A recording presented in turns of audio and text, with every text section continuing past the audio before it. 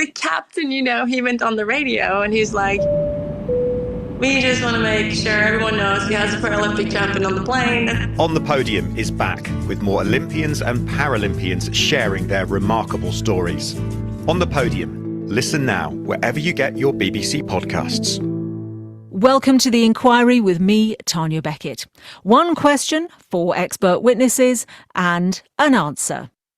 In July, players and spectators at Wimbledon tennis tournament were shocked to have play interrupted by protesters throwing showers of orange confetti. And another disruption for the second time on court 18 today. It was a strange thing to happen, but increasingly familiar to sports fans. Environmental activist group Just Stop Oil has recently been targeting other high-profile events, such as snooker championships and football matches. The group wants the UK government to halt new licences for the exploration of fossil fuels, with Britain planning to start some 100 new oil and gas projects in the next few years. But the UK is not alone in forging ahead with planning to produce more fossil fuels, despite widespread awareness of their contribution to climate change. The challenge many countries face is that selling oil is so embedded in their economies that moving away from their dependency on it is almost unimaginable. So this week on The Inquiry, I'm asking, can we stop oil?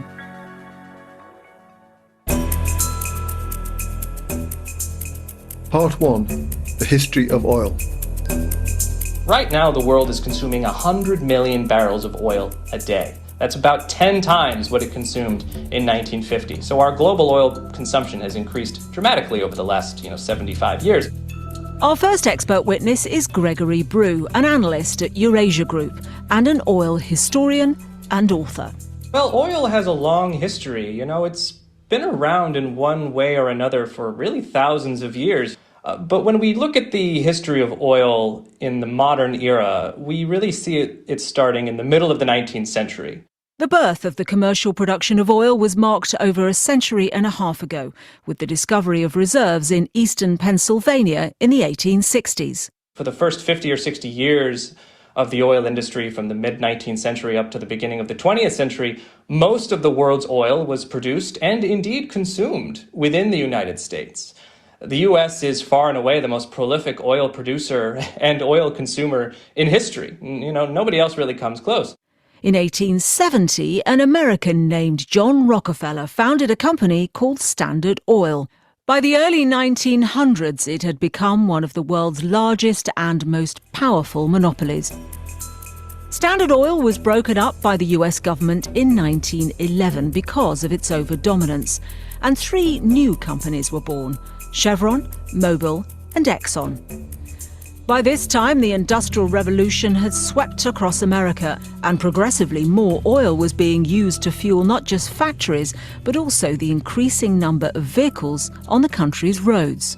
Oil had also crept on to the battlefield. The 20th century saw the rise of modern mechanized warfare, and this was really possible thanks to the exploitation of oil and its use in tanks, ships, planes. From the very early period, from the early 20th century onwards, leaders of the great powers always had an interest in maintaining secure access to oil. European countries reached into their empires to secure supplies in Asia, the Middle East and Africa. It was the birth of Europe's oil majors Royal Dutch Shell, British Petroleum and Total. This is where these large corporations come into the story. But in many cases, countries that possessed oil didn't have much of a choice. They were in places or positions of neo-colonialism or even existing as colonies of great powers, particularly in the early 20th century. This is the case of Iraq. It's somewhat the case of Iran, Kuwait, or countries like Saudi Arabia or Venezuela, which possessed enormous quantities of oil, but weren't always in a great position to negotiate when private Western corporations, backed by the great powers, came calling. Then, in the 1950s, the tide began to turn. Oil-rich nations started to assert themselves, demanding more control over their national oil reserves. In 1960, Iran, Iraq, Kuwait, Saudi Arabia and Venezuela formed a close-knit club called the Organization for Petroleum Exporting Countries, known, of course, as OPEC. From now on, these oil-rich nations would have a much larger say in how the oil market was run. A decade later, the governments of Saudi Arabia, Kuwait, Iraq and others took full control over their industries.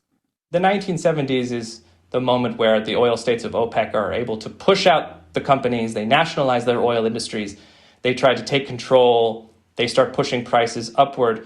It's the moment where oil prices become much more volatile, they tend to rise and fall much more quickly, in much more unexpected fashion. And it's the moment where the oil states of OPEC start to exert greater control not only over their own oil, but over the global oil market itself. At that time, OPEC controlled about half of global oil production. It was also closely tied to politics in the Middle East. In 1973, when America supported Israel in its war with Egypt and Syria, OPEC countries retaliated by putting an embargo on oil shipments to the United States. Oil prices soared not just in America, but all over the world.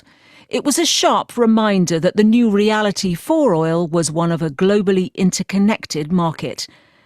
Reminders came in the form of the revolution in Iran and the Iran-Iraq war, both of which again disrupted supplies.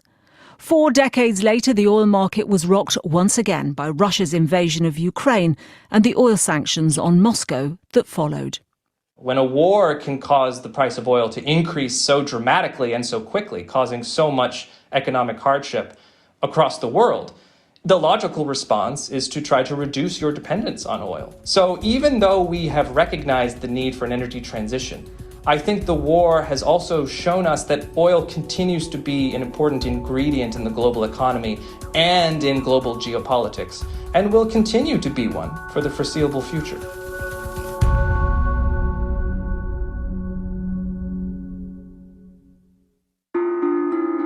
Part 2. Nigeria.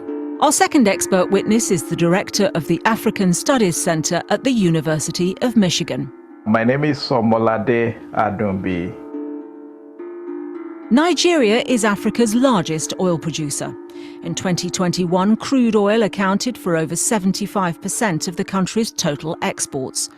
Oil has been generating revenue for Nigeria since it was first found in the south of the country. In 1956, Nigeria was a British protectorate. British Petroleum tapped oil in the Niger Delta, as did Royal Dutch Shell. Then, in 1960, Nigeria gained independence from Britain. In the following decade, the 1970s, the country was able to profit from the hike in prices caused by the series of oil shocks we described in Part 1. Oil was going to become a major international commodity that could raise a lot of resources for any country that is rich in them. But whereas in the past money from oil had been shared by the regions, a new law meant it now went directly to the central government. The Petroleum Act basically says that every resources belongs to the federal government of Nigeria. And that was the moment that the old revenue sharing formula of the regions having control over resources in their territory got transferred to the federal government of Nigeria. The stage was set for exploitation of Nigeria's resources by the country's elite. Oil in Nigeria is considered to be a commonwealth, that is commonly owned property of the country. So rather than the Nigerian people enjoying the benefits of oil, it has now become a form of elite capture. So the elite basically captured the resources that ought to serve the interest of the Nigerian people. So that is one of the effects of oil exploration. For the people of the Niger Delta, Omolade says it led to what he describes as social and spiritual death. Farmlands are littered with pipelines, territorial waters littered with a lot of pipes that are buried underground. These bodies of water serves not only as livelihood practices for them, particularly for fishermen and women, but also as clean water that they consume. So this gets polluted. The story of Nigeria's oil is one of pollution and corruption, one in which over half of the population still has no access to electricity. The consequence for the country as a whole has been that whilst it has abundant oil reserves, they haven't been used to propel the country forward. Nigeria has committed to reaching net zero by 2060, but Omalade is doubtful whether sufficient actions can be taken to meet the deadline. One of the new laws that the last administration, that is the administration of Buhari, signed into law was a Climate Act, which suggests that the Nigerian government is taking climate crisis seriously. But the question that will be asked is, okay, a climate bill was signed into law. What comes after that? Unfortunately, the Nigerian government, particularly the previous administration, have not had or begin to have that conversation about life after oil. And that is sad. A tenth of Nigeria's economy is made up of the oil industry. It's hard to imagine how it could wean itself off its dependence in time to meet global climate ambitions. But there is a country which has used its income from oil to prepare for an oil-free future. Our next expert witness tells a story with a very different outcome. Do you ever feel a bit overwhelmed when you check the news on your phone first thing in the morning? Whenever I open up my phone, there are just endless warnings of more extreme weather to come. I'm Hannah. I'm the presenter of a new podcast called What in the World from the BBC World Service. We're going to be here trying to help you make sense of the world around you so you can feel a little bit better about what's happening in the world. You can find What in the World wherever you get your BBC podcasts. Part 3. Norway. At the start of the 1960s, very few people would have believed that an inhospitable stretch of water bordered by Norway, the Netherlands, Denmark and the UK would conceal rich deposits of gas and oil. But in 1969, American oil firm Phillips informed the Norwegian authorities that it had located reserves in the North Sea. Ekofisk turned out to be one of the largest offshore oil fields ever discovered. It was 300 kilometres from the coast and under 70 metres of water, and would be much more expensive to extract than oil on land. Dag Harald Claes is a professor of international relations at the University of Oslo. He explains that when the oil market soared in the 1970s, suddenly Norway's reserves began to look much more attractive. It was crucial for the development of oil and gas activity in the North Sea because the price increased, and it increased again with the Iranian Revolution and the outbreak of the Iran-Iraq War. And thus, when you enter into the early 1980s, it's a more economically viable industry in Norway, even with the high costs that you have in the North Sea. So then it became a very, very important macroeconomic premise for the Norwegian economy. Norway's government coffers became awash with cash. The government used the money to pay for welfare programmes and invest in the country's future. After all, Norway didn't need to burn the oil itself. The country's abundance of rivers and waterfalls meant that all its electricity needs were already met by hydropower. When it comes to domestic energy consumption in Norway, we have never been using oil or gas. So we have been in hydropower energy state for more than 100 years. It was developed very, very early, around 1900. So we use electricity for heating, cooking and light. So we have never used the oil and gas ourselves. We've just exported it. But now comes the difficult part. While Norway is using renewable energy at home, it's exporting carbon emissions abroad. Its economy is fueled by passing on the climate change problem elsewhere. We are already and have been for 100 years a dominantly renewable energy consuming country. So there's a tension there? Definitely. It's a paradox. And it's almost just recently, over the last 5-10 years maybe, that we have seen the contradictions, or I would say other countries or other actors had seen this contradiction and saying that, well, you say that we should cut or the globe should cut its CO2 emissions, but you are one of the producers of oil and gas that constitute a main challenge to exactly this emissions and the climate change. Half of Norway's exports, a quarter of its gross domestic product and 2/5 of its state income are derived from oil. All of which has presented another stark reality of a more political nature. Oil revenues have increased as a result of the war in Ukraine. In 2022, the government's net income from oil and gas were the same as they had been for the first 21 years of production. So you had a debate in Norway that we should take all the extra money we made on oil from the increased oil price last year and give it to Ukraine. And it's a bit the same with the environmental movement and the climate change problem, that we should do even more to cut emissions. And Norway is doing that, but we're not doing it with our own oil and gas exports. The rainforests we're supporting a lot of activity internationally, and of course with just a fragment of the income that we make from oil and gas. So definitely a moral dilemma. In the longer term, Norway is preparing for the reality that the world is gradually turning away from fossil fuels. The country saved much of its income from oil exports to create the world's biggest sovereign fund to help its economy cope with that transition. The wealth has been transformed from oil in the ground to, you could say, money in the bank, or at least financial investments, which means that the oil will last forever in this fund, literally forever.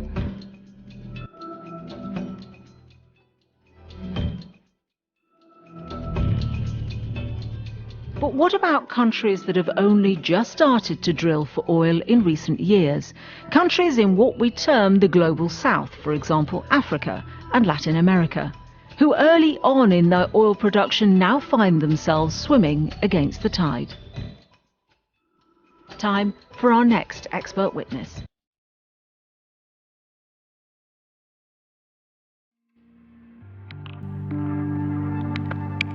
Part 4. New producers.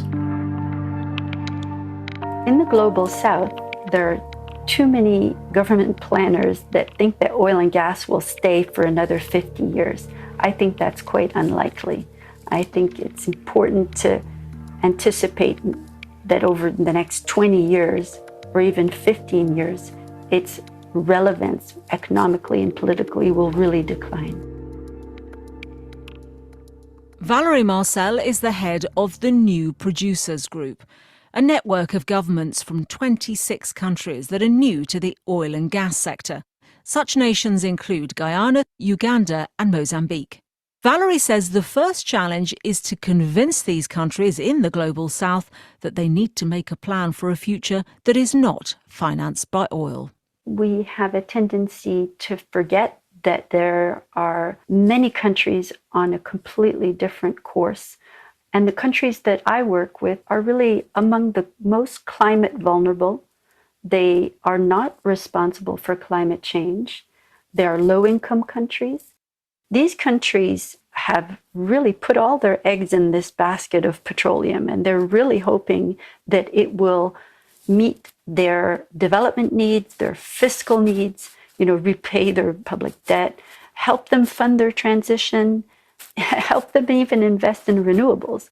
And we really find that they don't have that much else that they can put in their basket, which is really a problem, what kind of non-petroleum options they might have. The challenge is made more urgent by the fact that Western oil majors don't really want to support new projects in these countries. We see that the US, Canada, Norway, European countries have all scaled back and withdrawn their technical assistance programs for the petroleum sector in developing countries. They've instructed multilateral development banks no longer to offer public funding for gas to power, except under very specific limited circumstances, not to fund gas infrastructure, not to support petroleum. And so these countries are really seeing all the support withdrawn, and it'll be very difficult for them to proceed with their petroleum plans without this support. And I think there's actually quite a risk that they proceed and don't do it right. So it's quite worrying. Here, Valerie says when oil firms are considering where to drill, it's important to weigh up not just the carbon emissions from the burning of oil, but also those generated when we produce it. I think what's really interesting is that though combustion is responsible for 70% of the emissions of the petroleum sector, that combustion use is spread and diffused across millions of people, whereas on the production side, the emissions are concentrated and are in the hands of very few players, national oil companies, governments that can really act decisively to impact those emissions and to curtail them. So I think it's a very valuable exercise to minimize those emissions.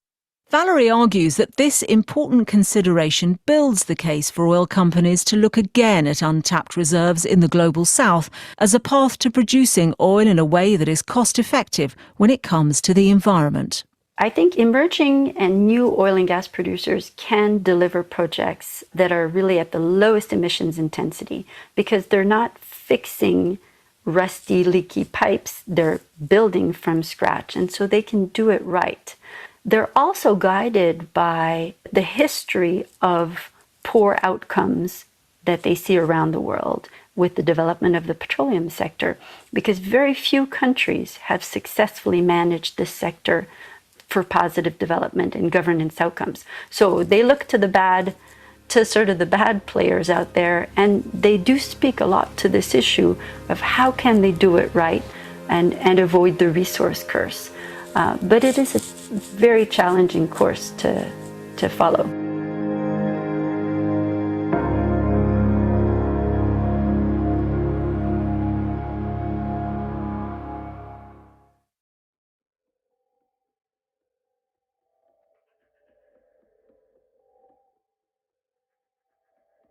Now we return to our question. Can we stop oil? The story of oil is one of wealth, pollution, corruption and poverty. Now countries are being urged to turn away from fossil fuels, but many economies are dependent on selling them and find it impossible to plan for an alternative future. Our fourth expert witness suggested that new producers in the Global South should be allowed to profit from selling oil, and that oil companies should favour drilling there instead of keeping older projects going that are less environmentally friendly. Can we stop oil? Many countries need to do a lot more economic planning to make it happen in a way to avoid a slide towards greater poverty. We end with a warning from our second expert witness. If there is no adequate planning, life after oil might actually turn out to be much more devastating than life with oil. This inquiry was presented by me, Tanya Beckett, produced by Philip Rivell, researched by Matt Toulson, edited by Tara McDermott, and mixed by Gareth Jones.